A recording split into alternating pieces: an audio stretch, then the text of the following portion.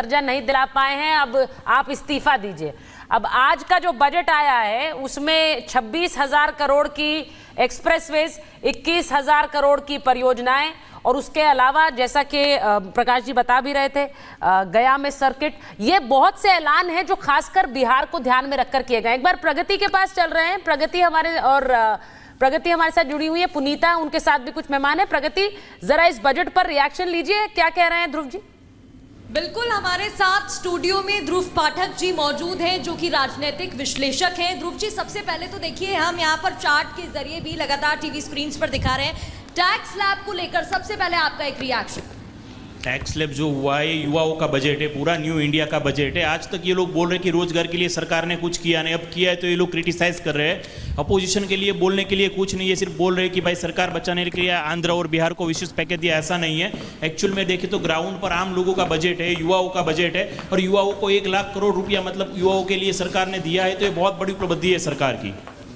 बिल्कुल, पुनीता भी मौजूद है। पुनीता, बिल्कुल, देखिए, बार बार ये सरकार की तरफ से कहा गया है कि गरीब, किसान और युवाओं पर, महिलाओं पर ये बजट जो है फोकस रहेगा, तो किस वर्ग के लिए सबसे ज़्यादा बल्ले बल्ले और कितने मार्क्स देना चाहेंगे इस बजट को? इस बजट को 100 में से 100 नंबर मिलेगा। और बजट देखें तो युवाओं के लिए, किसानों के लिए, गरीबों के लिए, सबके लिए मोदी जी की जब से गवर्नमेंट आई है वो आम लोगों के लिए ज़्यादा सोचते हैं। यहाँ तक कि गरीब को पक्का घर देने का वादा किया, 3 करोड़ नया घर बनाएंगे। पिछली बार भी उनने 2-2.5 करोड़ घर नया बना के ऑलरेडी उसने दे दिया है। तो अभी इस बार इनने 3 करोड़ नया घर का टारगेट रखा है। तो ये आम आदमी का बजट है और आम लोगों के लिए बहुत ही अच्छी बात है। किसान को क्या मिला, जरा इसको आसान भाषा में समझाइए, क्योंकि बहुत लोग ये कह रहे हैं कि किसानों पर फोकस करने की बात तो कही गई थी, लेकिन जितनी उम्मीद थी उतनी नहीं मिली है। नहीं, देखो, किसानों के लिए देखें तो ये वीज पावर मेगावाट का पावर प्लांट दिया, और किसानों को जो पावर ज़्यादा देंगे उसको सिंचाई के लिए ज़्यादा आसानी होगी और उसको ज़्यादा पानी मिलेगा। तो ये एक तरीके से देखें तो सब तरीके का समावेशी बजट है और किसानों को आमतौर पे काफ़ी फ़ायदा हो रहा है। किसान कार्ड, क्रेडिट कार्ड योजना भी लगाई है सरकार ने, तो उससे काफ़ी फ़ायदा हो रहा है। बिल्कुल, और हमारे साथ डीके गुप्ता जी भी मौजूद हैं, उनसे भी बातचीत कर लेते हैं। गुप्ता जी, यहाँ पर बाजार की अगर हम बात करते हैं तो एकदम धड़ाम हो गया है इस पूरे सर्वेक्षण के बाद, और जैसे ही सर्वे सामने आया है इसके बाद इस पर इतना असर क्यों पड़ता दिखाई दे रहा है? देखिए, जो लॉन्ग टर्म कैपिटल गेंस में जो रिफॉर्म लिए गए हैं उसकी वजह से बाज़ार में ये जो टेम्परली डाउन है, मुझे नहीं लगता बाज़ार लंबे समय तक ऐसा रहेगा। अब बाज़ार जो है बहुत जल्दी दोबारा नॉर्मल हो जाएगा। तो इसमें मुझे लगता है किसी भी, चाहे वो इन्वेस्टर्स हैं, चाहे वो रिटेल या जो B2B इन्वेस्टर्स हैं, उनको किसी को घबराने की ज़रूरत नहीं है, बिकॉज ये बाज़ार में उतार चढ़ाव होते रहते हैं और ये सेंटिमेंटल है। लॉन्ग टर्म जो सरकार की पॉलिसी है वो बहुत अच्छी है, चाहे वो इसमें अभी भी दिखाया गया बहुत सारे जो टैक्स स्लैब्स में छूट दी गई है, किसानों के लिए दिया गया है, रोजगार के लिए काम कर रहे हैं, इवन हेल्थ पे काम कर रहे हैं, तो कहीं ना कहीं सबको बढ़ावा दिया गया है। तो कुछ 1-2 पॉइंट हैं जिससे बाजार के सेंटिमेंट्स कुछ तो उनको धक्का लगा है, but it is not permanent. ये बहुत टेम्पररी है, बाजार फिर दोबारा बहुत तेज़ी से ऊपर आएगा और लॉन्ग टर्म में बाजार में कोई दिक्कत होने वाली नहीं है। अच्छा, एक बात यहाँ पर बताइए, क्योंकि कई सेक्टर्स हैं और जब हम बजट की बात करते हैं तो हर एक सेक्टर पर सरकार को ध्यान देना होता है और ये काफ़ी चुनौती भरा भी हो जाता है। कौन से सेक्टर में आप देख रहे हैं सबसे बदलाव किया गया हो, या फिर वहाँ पर जो प्रतिशत है बढ़ा दिया गया हो? प्रगति, आप अगर मुझे सुन पा रही हैं तो डॉक्टर डीके गुप्ता से पूछिए कि उनके हेल्थ सेक्टर के लिए कुछ आया है कि नहीं आया है। वो तो सबकी सेहत बनाते हैं, उनकी सेहत कुछ बनी है कि नहीं है इस बजट में?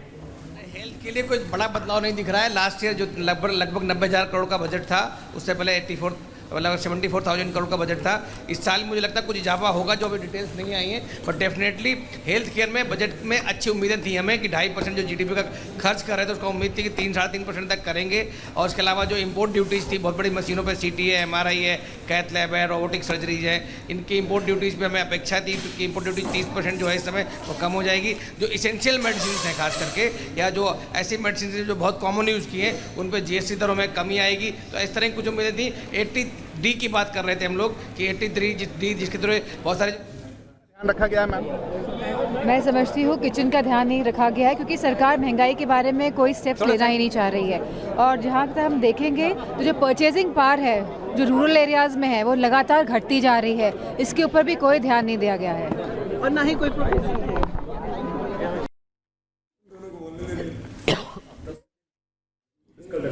तो आपने सुना डिम्पल यादव की भी प्रतिक्रिया सामने आई है। डिम्पल यादव और साथ ही साथ अखिलेश यादव यानी समाजवादी पार्टी सबसे पहले इस बजट पर रिएक्ट करने वाली। अभी बाकी राजनीतिक दलों का रिएक्शन नहीं आया है, यहाँ तक कि बिहार की पार्टियों का भी रिएक्शन नहीं आया है मानी, लेकिन अखिलेश यादव ने सबसे पहले रिएक्ट करा है इस बजट को लेकर। अब एक बार आप बोलना चाह रहे हैं, जिंदल जी बोलिए। मैं मार्क्स दिए थे 90-100 में से, अब डिटेल स्टडी के बाद मार्क्स रिवाइज करना चाहूंगा 95 मार्क्स। क्यों? क्योंकि फिस्कल डेफिसिट, सरकारी घाटे का टारगेट कम किया गया है 4.5% मात्र 2024-25 के लिए। बहुत बड़ी अचीवमेंट है। निर्मला सीतारमण जी को बधाई दूंगा। हर सेक्टर को लड्डू पेड़े रेवड़ियां दी गई हैं, एलोकेशन दी गई हैं और घर का धन भी बचा लिया गया है। बहुत ही टैलेंटेड बैलेंसिंग एक्ट एक कुशल बाजीगर की तरह उन्होंने किया है।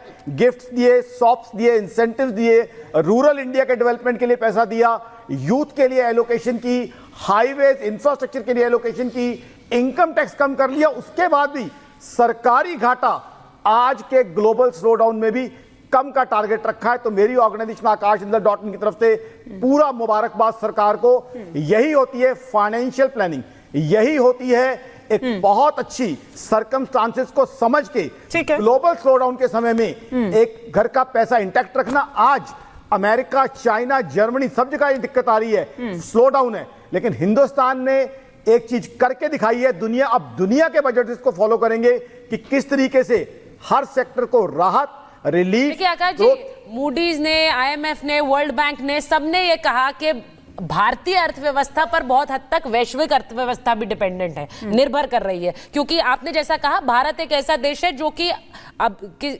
अपनी जो एक गति है अर्थव्यवस्था को बढ़ाने की, वो बनाए रखे है। अब ऐसे में आपने जो बात बोली है कि हर सेक्टर में एक मुनाफा करके देना या फिर एक ऐसी पहल करना जिससे फायदा पहुंचे, ये बड़ा मुश्किल हो पाता है। एक बार चंद्रप्रकाश जी इस बात पर रिफ्लेक्ट करिए कि जो चुनावी सरगर्मी थी उसके बाद का जो चुनावी भार है, या फिर मैं राजनीतिक भार कहूं, वो भी इसमें पूरा होता नजर आता है। फिस्कल डेफिसिट 4.9 से 4.5, ये बहुत बड़ी खबर है, वो भी होता नजर आ रहा है। रोजगार के नजरिए से 4 करोड़ 10 लाख नौकरियों की बात कर रही है वित्त मंत्री, ये भी बहुत बड़ी बात। चाहे वो इसमें एक चीज और मैं जोड़ देता हूं, जो बिहार जो चुनावी मजबूरियां गिनाई जा रही हैं कि आंध्र प्रदेश और बिहार को इसलिए पैसा ज्यादा दिया गया क्या उनके लिए स्पेसिफिक घोषणा की गई है। ये पूरा बजट नहीं पढ़ती है वित्त मंत्री, इसमें अभी सारे जो कह रहे थे यूपी को कुछ नहीं मिला, यूपी को जो मिला उसको जब तक बिहार की चाहे सरकार किसी की भी हो, नरेंद्र मोदी जी के ये जो बेईमानीपूर्ण जो बिहार के बोली लगाने का जो ये है वो हम लोग नहीं चलने देंगे। बिहार को विशेष राज्य के दर्जा से कम कुछ भी नहीं चाहिए। ये थे आरजेडी और बीजेपी के विधायक, इन्होंने ठीक है चंद्रप्रकाश जी, आप कंप्लीट कर लीजिए, फिर शिवराज जी का रुख करेंगे। सबसे बड़ी बात है कि जो सरकार का लक्ष्य है विकसित राष्ट्र बनाने के लिए 2047 तक, अगर हम उसकी बात करें तो बिहार लगातार उसको पीछे घसीटता है। बिहार जैसे राज्य या फिर जो नए राज्य हैं जिनमें बहुत पोटेंशियल है, आंध्र प्रदेश जो है एक तरह से नया राज्य इसलिए कह रहा हूं क्योंकि बंटवारे के बाद एक बिल्कुल लेकर बढ़ाए कि हम साथ हैं, तो उसके लिए हम बहुत बहुत शुक्रिया दें। लेकिन जिस तरीके से ऑपोजिशन कह रहा है कि कुर्सी बचाओ, अरे ऑपोजिशन हाँ, तो ऑपोजिशन को क्लैरिटी मेंटेन करना पड़ेगा। मैं कल तक देख रहा हूँ, कल तक उनको बोलते हैं कि तेलुगु देशम कुछ मांग नहीं रही, तेलुगु देशम कहीं पर कुछ बोलती नहीं है, तेलुगु देशम को आंध्रा के लिए कुछ पूछना नहीं है। अब जब बजट में इतना सारा है तो बोलते हैं कि जब आंध्रा को ही चला गया है, सब इधर ही हो रहा है। तो चाहते क्या, आंध्रा को पैसा मिले ऐसे चाहते हैं कि आज ना मिले ऐसे चाहते हैं? उनको एक क्लैरिटी मेंटेन करना पड़ेगा। अरे आंध्रा भी इस देश में एक स्टेट है, 5 सालों में कितना नुकसान हुआ है उनको भी एक बार देखना चाहिए, कांग्रेस वालों को या इंडिया अलायंस वालों को। जिस तरह से नुकसान हुआ है, ये पैसा भी कम ही है, पर केंद्र सरकार ने इतना दिल के साथ उन्होंने आगे बढ़ा, तो इसके लिए हम धन्यवाद देना चाहते हैं। और इंडिया अलायंस को भी आगे आकर धन्यवाद देना चाहिए कि आंध्रा जैसे स्टेट को पैसा मिल रहा है आज। तो इंडिया अलायंस को भी अब प्रतिक्रियाएं देखिए इस पर आ रही है कि किस तरह का ये बजट रहा, और आंध्र प्रदेश को अगर मिला है तो इसका स्वागत INDIA को भी करना चाहिए, उस अलायंस को भी करना चाहिए। हम यहाँ पर मेहमानों से तो जान ही रहे हैं, लेकिन एक बार अजय दुबे का रुख करते हैं और वहां पर जो लोग उनके साथ हैं, क्या उनकी उम्मीदों पर खरा उतरा है ये बजट? कितने नंबर दे रहे हैं जो लोग आपके साथ इस वक्त वहां पर हैं? गुणा भाग कर लिया है क्या उन्होंने? बिल्कुल आपका सवाल लेकर मैं सीधे लोगों के बीच जाता हूं, और ये सामान्य लोग नहीं है, ये उत्तर प्रदेश की अर्थव्यवस्था में बड़ा योगदान देने वाले उद्योगपति। मैम ये बताइए, इस बजट से क्या कैच लिया आपने? ओवरऑल बजट अच्छा बजट है। It is a very balanced and a comprehensive budget.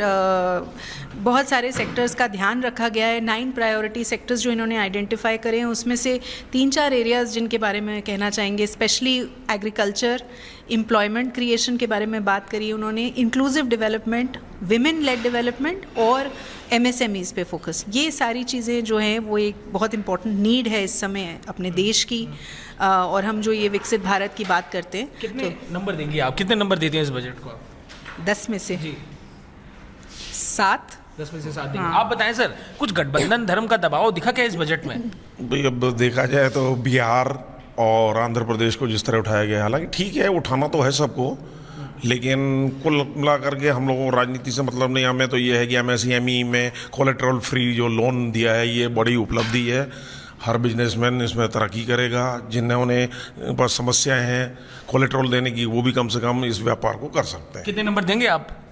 10 में से 8। 10 में से 8 दे रहे हैं। इनके नंबर सुन लिए सर आपने, आप मुस्कुरा रहे हैं, कुछ ऑब्जर्वेशन आपका कैसे देखेंगे आप? मेरा ये है कि साहब ऑलवेज फॉलो द लेडी।